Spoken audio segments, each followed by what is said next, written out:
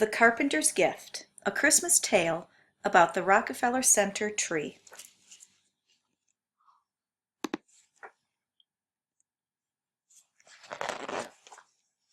Nearly a lifetime had passed, but Henry could still remember what it felt like to wake up in the old shack, especially during winter time.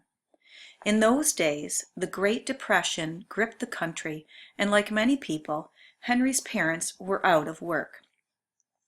They couldn't afford coal for the stove or warm blankets for the beds. So young Henry usually woke up with a shiver, but he didn't complain because it was nobody's fault. Instead, he visited warm places in his mind. One day in 1931, actually the day before Christmas, Henry was reading a book when he heard the loud toot-toot of a car horn. He opened the front door and saw his father behind the wheel of a borrowed truck. "Go for a ride, Sparky?" his father shouted over the rumbling engine. "You bet," Henry shouted back and raced inside to get his coat.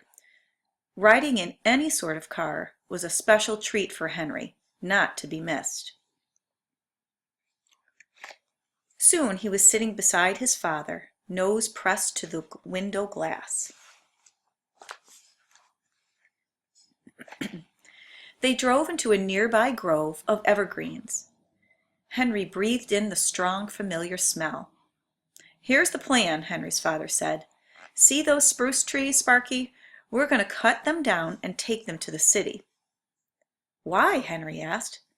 "Well, to sell them as Christmas trees," his father said. Even though New York City was just an hour's drive away, Henry had never been there before. He shivered with excitement at the thought of seeing all those tall buildings scraping the sky. When Henry and his father reached Midtown Manhattan, they began looking for a place to park and unload. Driving down Fifth Avenue, they found a good spot next to a construction site. "Mind if I set up here?" Henry's father asked a worker. The man looked them over. It didn't take him long to figure out that Henry's father was down on his luck. "No problem," the man said. "I'll give you a hand. My name's Frank." Then he turned around and called out, "Hey, Mikey, Polly, help me out here." For the rest of the afternoon, Henry and his father sold trees to passerbys. By the end of the day, they had earned enough money to make the trip a success. "We should be getting home now," Henry's father said as the sun set behind a tall building. "What about the rest of the trees?" Henry asked. "I thought we'd give them to Frank and the other fellows." Henry nodded in agreement. The best presents are the ones you don't expect, he thought. Because it was Christmas Eve, the workers were having a little party. Frank and the others took the tallest of the trees that Henry and his father had given them and decorated it with whatever they could cobble together: paper garlands, cranberries threaded onto string, and even a few shiny tin cans. Henry added an ornament of his own, made of newspaper that he folded into a star. In the background, he could hear his father talking with Frank about grown-up things, the hard times for Henry's family, the shack in which they lived. But Henry didn't want to think about those things. He just wanted to look at the most marvelous Christmas tree he had ever seen. It had been the best day that Henry could remember, and he didn't want it to end.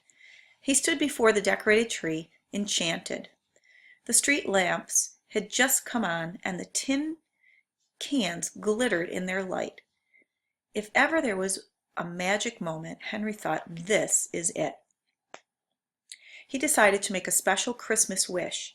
He wished that one day his family would live in a nice, warm home. After making his wish, Henry opened his eyes. His gaze fell on a pine cone laying on the ground. He picked it up and was turning it over in his hands when he felt his father's grip on his shoulder. "Time to go, Sparky," his father said. Henry stuffed the pine cone in his pocket and said good night to the workers, and walked with his father back to the truck. By the time they arrived home, it was well past Henry's bedtime. "You must be exhausted," his mother said, slipping off his boots. "Straight to bed with you." Shrugging off his coat, Henry felt a bulge in his pocket. It was the pine cone. He took it out and looked at it, remembering the joys of the day and the magic of the tree. The next morning, Henry's parents let him sleep late.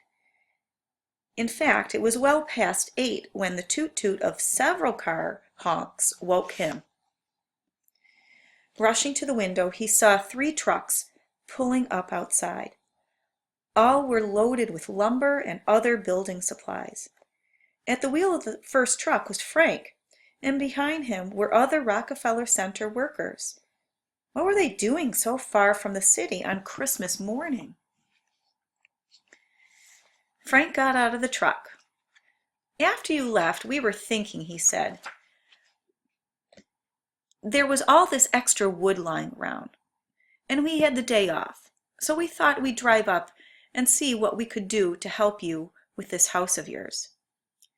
Frank looked the shack over, taking its patched walls and ill-fitting windows. "I think we'll have to make a fresh start," he said. Henry's father didn't have words for the way he felt, so he simply took Frank's hand and shook it. The sound of sawing and hammering traveled far enough the Christmas morning for Henry's neighbors to wonder what was going on. A few walked over, saw the new house going up, and spread the word. By mid-afternoon, a dozen more people were pitching in. As the new house took shape, Frank called Henry over. "See those boards?" he said, pointing to a stack of cedar. "We're going to use them to trim the windows, but they've got nails in them. I need you to pull the nails out." Henry moved to fetch the boards, but Frank called him back. Digging into his toolbox, he handed Henry an old claw hammer. "You'll be needing this," Frank said. By nightfall, the frame of the new house was nearly done. By week's end, it had a roof. Soon enough, it was ready for Henry and his family to move in. In the spring, Henry's parents celebrated with a potluck dinner.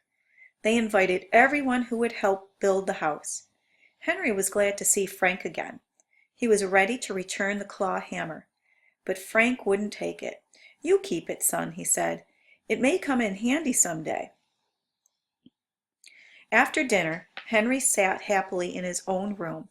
He thought about his Christmas wish and couldn't believe it had actually come true. He knew he should do something special to express how thankful he was, and he thought long and hard about what that might be. Finally, he decided to plant the pine cone.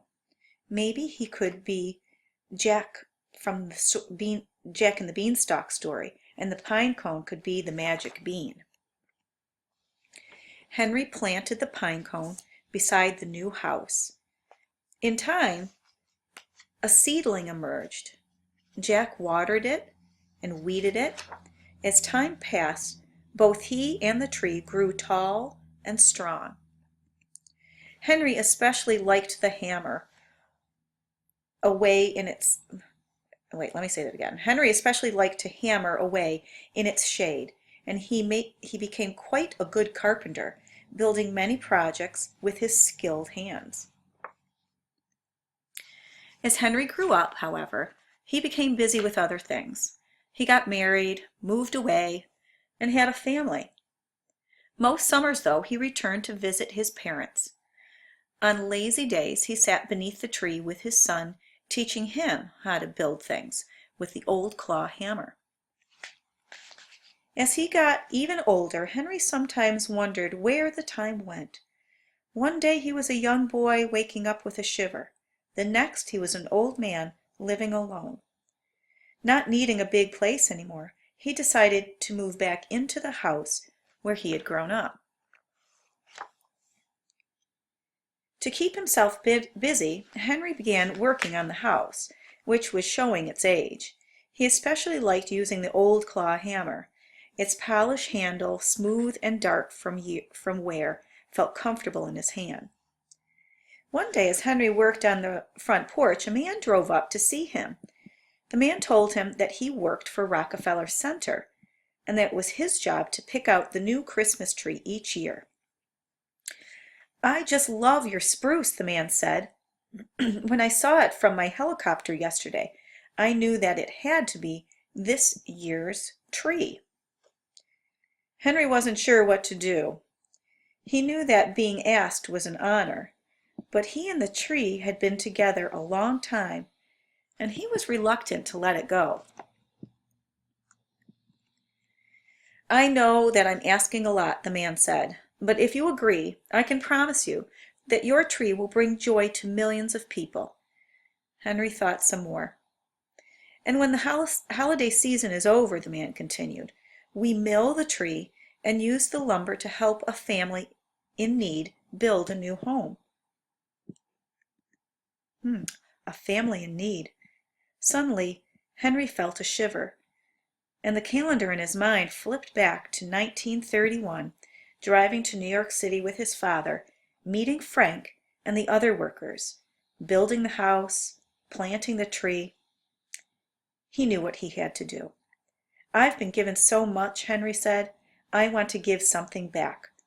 The tree is yours." Just before Thanksgiving, Henry received an invitation to the tree lighting. On the special day, a car picked him up and drove him all the way to Rockefeller Center, where he met the family whose new home would be built with the tree's lumber. They hugged him and thanked him many times for his generosity.